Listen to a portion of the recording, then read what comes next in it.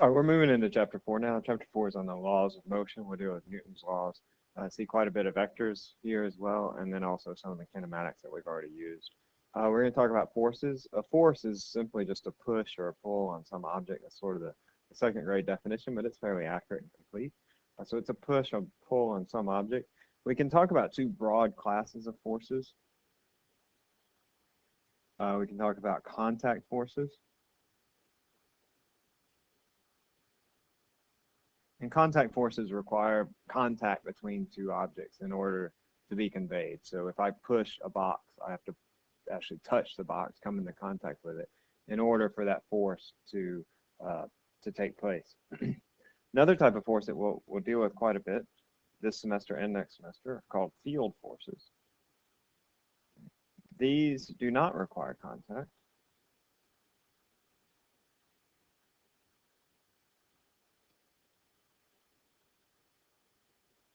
So that is that they act at a distance.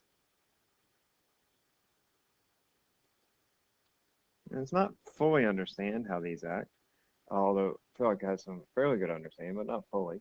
But there are four types of field forces, and we'll deal with the first two. I just want to mention the second two of the four. The first one is the gravitational force.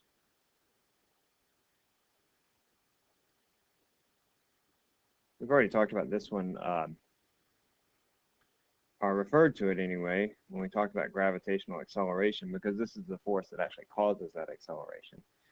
This force acts between objects of mass.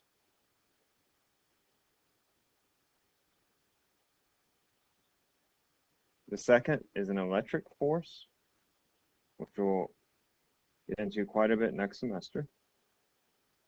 And this is the force between charged objects.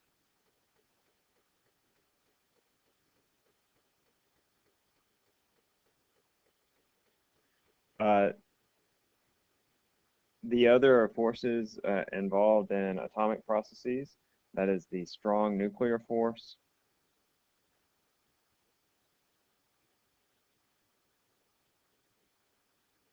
and the weak nuclear force.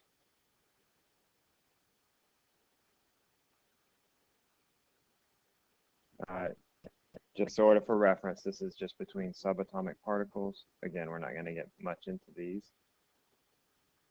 But I want you to know that they exist between subatomic particles, and then also the weak nuclear force occur in radioactive processes.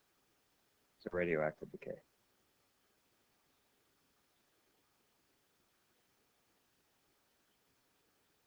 All right. Again, we're going to be dealing primarily with the gravitational force and the electric force. I saw done this demo. It's actually quite hard to do, but around here anyway because of the humidity.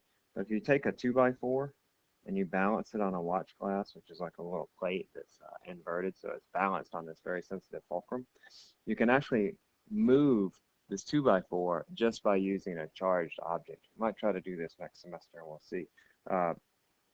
And the point of this is that the electrical force is so much stronger than the gravitational force. And the electrical force is this force that holds atoms together. All right, so there is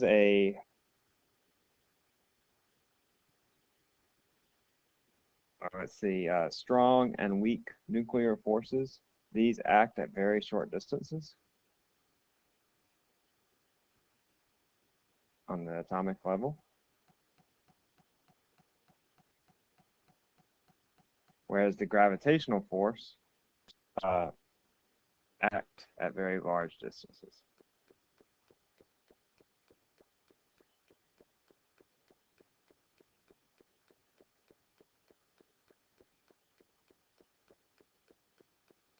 There is sort of a new burgeoning field of cosmology taken from looking at distant galaxies and distant stars and the motion of those stars. And there have been a couple of competing ideas to describe the motion of those stars. I'll give you a video to watch in just a moment. And there are basically two competing ideas: dark matter or dark energy, in order to describe the way that these stars and other galaxies move, or modified Newtonian dynamics.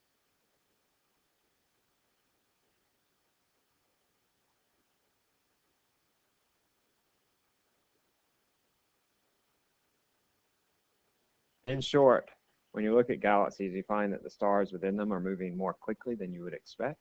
And these two explanations are that you have some unseen material within the galaxies. Don't really know what this material is, but we call it dark matter. Dark, well, because it's dark, you can't see it, it doesn't interact or emit or absorb light in any way.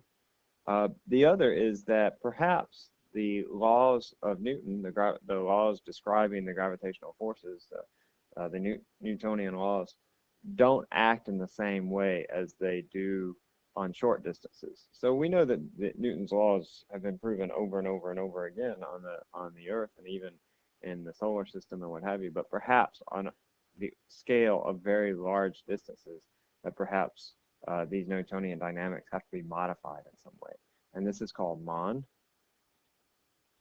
I have a short video for you to watch. You can watch it here. This is really just for your own interest, although I do expect you to know, what dark matter and what mond is, just in a very brief way. That this dark matter is this dark material, unseen material in the universe that's proposed theoretically, and this modified Newtonian dynamics is this modified view of Newton's laws that could possibly describe the motion of these stars and galaxies. So let's go and watch this video here.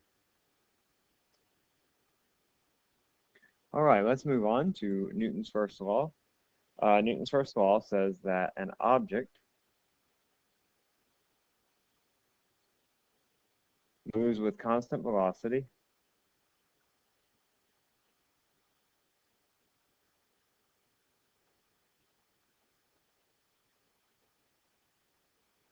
unless acted upon by a force.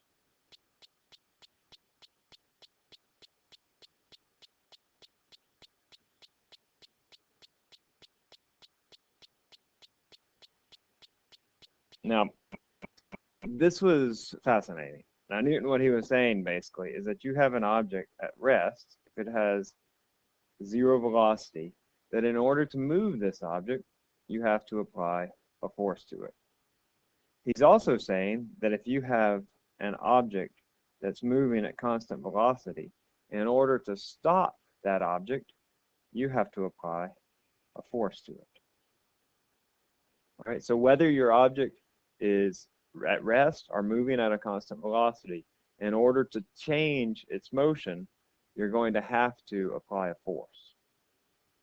This was groundbreaking because the prevailing view of the day was that of Aristotle, and Aristotle said that objects have this this natural state.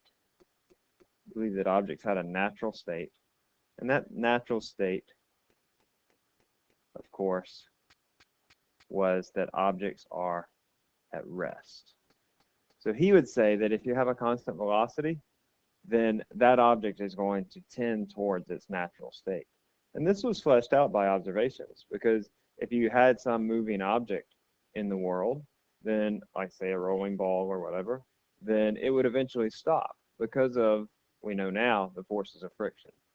But Aristotle said that no, that's the natural state of an object, is to be at rest, and any time it's taken out of that state, it has this violent urge to get back to that natural state. He talks about when you're shooting an arrow, it's like you're ripping through heaven, right? So that you're tearing it from this natural state. I think that I have a video for this. I'm not sure. If I do, it will appear here and you can watch it. All right. In order to talk about Newton's first law, we need to describe first what is a net force. A net force is just simply the sum of all the external forces. So it is the vector sum of the external forces.